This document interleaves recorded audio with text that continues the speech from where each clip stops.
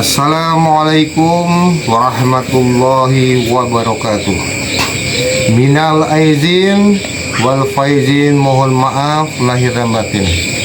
Saya Juanda mengucapkan selamat hari lebaran ya sobat-sobat ya.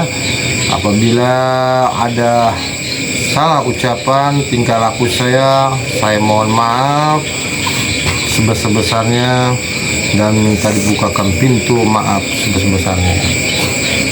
Baik sahabat-sahabat Cahaya Mangkulon, ada yang bertanya kepada saya ya tentang orang kerasukan atau orang yang kesurupan ya sahabat-sahabat ya. Baik sahabat-sahabat ya, kita akan bongkar aja ya sahabat-sahabat ya, agar sahabat-sahabat yang tadinya tidak tahu menjadi tahu, yang tadinya tidak mengetahui ilmunya menjadi mendapatkan ilmunya ya sahabat-sahabat ya. Bismillahirrahmanirrahim. Baik sahabat-sahabat, yang bertanya kepada saya tentang orang yang kesurupan, benar atau tidak? Baik, saya akan jawab secara detail ya. Tapi saya mau mengeluarkan asap dulu di mulut.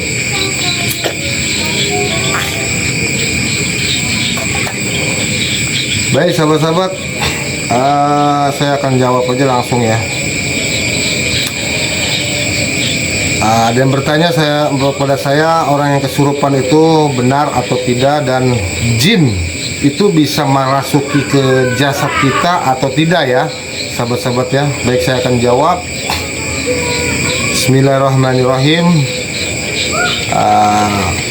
Apabila ada jin yang masuk ke dalam badan kita ini, kalau menurut saya pribadi tidak bisa ya sahabat-sahabat ya. Kenapa saya bilang tidak bisa? Karena di badan kita ini banyak beberapa elemen atau beberapa unsur gitu ya. Pertama, satu jasad. Kedua, ruh yang menghidupkan jasad. Dan yang ketiga, jin horin. Dan yang keempat, jin hodam atau pendamping kita ya, yang tidak kelihatan atau kasat mata. Yang kelima, energi. Manusia itu mempunyai energi gitu. Apabila ada yang menyeleneh energi, ya udah bawa aja ke rumah sakit gitu kan. Apa dia berdaya mengangkat botol?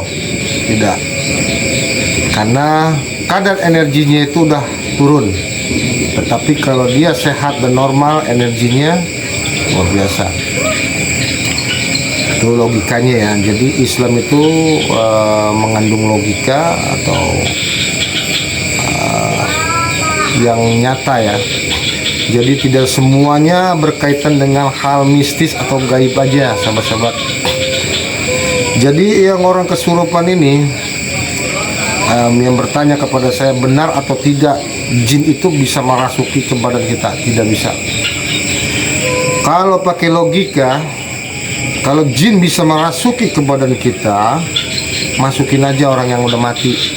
Jin itu masukin ke yang mati, hidup tidak? Nggak akan hidup, karena tidak ada ruh yang menghidupkan jasad. Satu. Berarti kalau orang yang kesurupan itu berbohong? Tidak juga, benar. Tetapi di Al-Quran juga menjelaskan jin akan masuk ke pori-pori atau ke sela-sela yang ada di badan kita. Jinnya bukan, tetapi energinya yang memasuki ke raga kita. Sehingga kalau sudah masuk energi gaibnya itu ini menghilangkan alam sadar atau halusinasi dia. Lalu jinnya di mana? Ya di belakang, mungkin di samping, mungkin di sini. Tetapi dia menyalurkan suatu energinya ke jasad kita. Untuk apa? Untuk menghilangkan alam sadar yang ada di pikiran kita sehingga kosong. yaitu hilang kesadaran. Nah, dia yang memfungsikan, sahabat-sahabat. Jadi segala sesuatu itu harus realita dan nyata memasuki kata logika. Kalau yang katanya nggak pakai logika itu ya udah dengerin aja, iya aja. Jadi kalau yang kesurupan itu ada dua alternatif. Ada yang memakai sugesti, ada juga yang tidak memakai sugesti. Yang mana yang memakai sugesti itu? Contoh, kamu kalau ada bayangan tangkap, itu kan dia mengasih sugesti kepada orang itu. Apa dia melihat pocong atau kuntilanak dan sebagainya di alam pikiran dia tangkap, sehingga wujudlah di diri dia, gitu loh. Dan juga ada juga yang tidak memakai sugesti ya. Contohnya dia lagi diam begini tiba-tiba kerasukan, itu bisa juga dibilang ada energi gaibnya kan, itu kan, sehingga menghilangkan alam sadar dia, sehingga dia lupa atau nggak sadar ya sobat-sobat ya. Jadi gitu sobat-sobat. Dan juga ada yang cara menangkap jin kita jadi masukin sini, itu hanya trik sebenarnya. Kalau begini itu isyarat, ayo mulai bahasanya. Nah, baru begini langsung jadi, entah jadi setan apa saya nggak tahu kayaknya tuh. Jadi dia mengasih isyarat, atau juga dimasukin ke sini ditepak, itu mengasih isyarat gitu. Tapi kalau sebenarnya energi gaib nggak perlu begitu, dia duduk begini aja kalau dia bisa masuk energinya, tapi bukan jinnya. Kalau jin yang masuk ke jasad kita ya itu aja, orang mati masukin, hidup nggak akan hidup, karena nggak ada roh yang menggerakkan, yang mengaktifkan jasad. Itu ya sahabat-sahabat ya. Jadi ini saya kasih edukasi, dan karena ada yang bertanya kepada saya, orang kerasukan dan sebagainya ya sahabat-sahabat, nanti saya akan menjelaskannya lagi di tahap berikutnya tentang penarikan benda pusaka ya. Dan kalau seperti itu ada yang memakai ayat-ayat itu kan hanya hiasan aja sahabat-sahabat ya. Sebenarnya energi itu bisa kok. Terus cara untuk menyadarkan orang yang kerasukan, nggak perlu pakai ayat-ayat gitu, nggak usah pakai jumpa jampe gitu. Karena kenapa? Dia jinnya nggak bisa masuk ke raga manusia, ngapain pakai dibaca-bacain kan gitu. Kalau dibilang katanya manusia itu bisa dirasuki sama jin, ya itu aja orang mati masukin, apa bisa hidup lagi. Itu aja ya sahabat-sahabat ya. Terus kok banyak yang ustadz ngerukia, itu terserah dia gitu. Karena sejatinya manusia ada sifat jin di diri kita. Makanya dia bilang manusia itu sifatnya jin atau setan ya. Makanya saya senang diledekin atau dihina, dicela, bermain dengan setan, dengan jin. Ya, saya bilang ya, saya lebih suka bermain dengan setan dan jin daripada ketimbang manusia. Kenapa kok bisa begitu? Untuk apa bermain dengan manusia tapi sifatnya jin dan setan? Ya hasut, ya dengki, ya sirik, ya sebagainya. Itu kan sifat jin atau setan. Tapi saya bermain dengan jin dan setan, tapi saya insya Allah tidak akan mengikuti sifat-sifatnya. Itu loh. Dan juga untuk menyadarkan orang yang kerasukan itu ada juga yang memakai ayat. Tapi ayatnya apa dulu? Kalau dia tidak fungsikan batin dia ini membaca ayatnya hidup, yaitu rasa. Kalau dia nggak bacanya nggak pakai rasa, nggak akan hidup bacanya itu. Contoh, Allahu la ilaha illa huwal qayyum la takhudhu, itu kan orang ketakutan gitu, panik gitu. Jin semua tahu ayat, dia tidak akan takut dengan ayat. untuk membakar. Hebat benar manusia bisa membakar jin gitu. Emangnya bisa ngelihat kan gitu? Enggak. Kalau yang bisa membakar itu Allah, bukan manusia. Itulah sahabat-sahabat ya. Jadi mudah-mudahan ilmu ini bermanfaat untuk sahabat-sahabat yang menonton. Caranya gimana bang? Iya saya lupa. Caranya, contoh ya. Ini tangan saya yang saya belum isi energi, yang ini udah ya.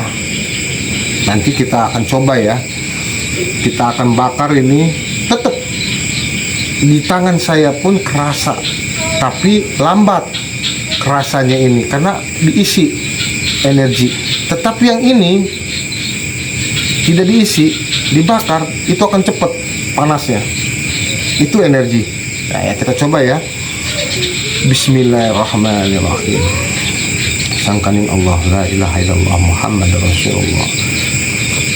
Al-izatu lillah, bismillahirrahmanirrahim. Sujatillah fil jasati fi rohani. Ya Allah ya Rahman, ya Allah ya Rahim. Yuhun kelab. Nah, ini yang diisi ya, energi, yang ini enggak. Mari kita saksikan, kita akan bakar ya. Panas tapi agak lama. Kan? Karena ada energi, kepanas tapi agak lambat. Ketimbang yang ini nggak diisi tapi panas dia. Tuh, karena nggak diisi energi. Itulah sahabat-sahabat. Contohnya untuk orang yang kerasukan, untuk ngilangin sadarnya, ada juga yang memakai ayat, ada juga yang tidak. Tetapi kita juga harus memakai akhlak dan adab. Dia pun makhluk Allah, jin sekalipun, setan sekalipun, dia makhluk Allah. Kita juga pakai akhlak dan adab. Ketika mereka tidak bisa memakai akhlak dan adab, baru ini leher, ini punggung, kita tarik energinya, baru minta sama Allah untuk menarik suatu energi negatif atau negatif jin. Tarik sini, terserah mau pakai baca apa juga, tarik, tapi yakin, keyakinan, tarik, baru tepak. Wahai sadar, saudaraku sadarlah, sangkaning Allah, la ilaha illallah Muhammad Rasulullah. Udah, kita juga sadar nih. Nggak perlu pakai dibacain buku bulak balik ayatnya, pakai ditimpahin pakai kursinya gitu. Itulah sahabat-sahabat, ilmu itu artinya luas, bukan ilmu gaib aja, ilmu pengetahuan, ilmu pengalaman, dan ilmu sebagainya. Itu ilmu. Jadi kalau ilmunya perkara gaib, ya udah segitu-gitu aja. Jadi dia tidak ada ilmu akhlaknya, tidak ada ilmu adabnya. Yang akhirnya apa? Dia menimbulkan fitnah dan suuzon. Oh si itu yang ngerjain, oh si ini yang ngerjain. Itulah orang yang berilmu. Makanya sahabat-sahabat, jangan jadi manusia yang berilmu tapi mempunyai akhlak dan adab. Itu aja sahabat-sahabat ya. Nanti kita akan bahas lagi, atau nanti ada kesempatan saya mencoba membuat video lagi penarikan, yaitu bukan semata-mata untuk menunjukkan kehebatan atau menunjukkan ilmu, tapi hanya konten hiburan, hanya konten di video. Jadi saya membuat video sendiri tanpa ada sahabat-sahabat yang lain. Jadi sahabat yang bisa menilai, dan sahabat yang bisa mengoreksi, dan sahabat juga bisa melihat sesuatu yang real atau yang tidak real ya sahabat-sahabat ya. Baik, apabila ilmu yang saya bagikan ini bermanfaat untuk sahabat-sahabat, alhamdulillah wa syukurillah. Apabila saya melakukan kesalahan dengan konten saya ini, saya tidak ada unsur untuk menyinggung pada sahabat-sahabat yang lain atau umat muslim, tapi saya hanya memberikan pencerahan atau ilmu pengetahuan untuk sahabat-sahabat. Jangan sampai kita terlena atau terbuai dengan tipu daya ya. Assalamualaikum warahmatullahi wabarakatuh.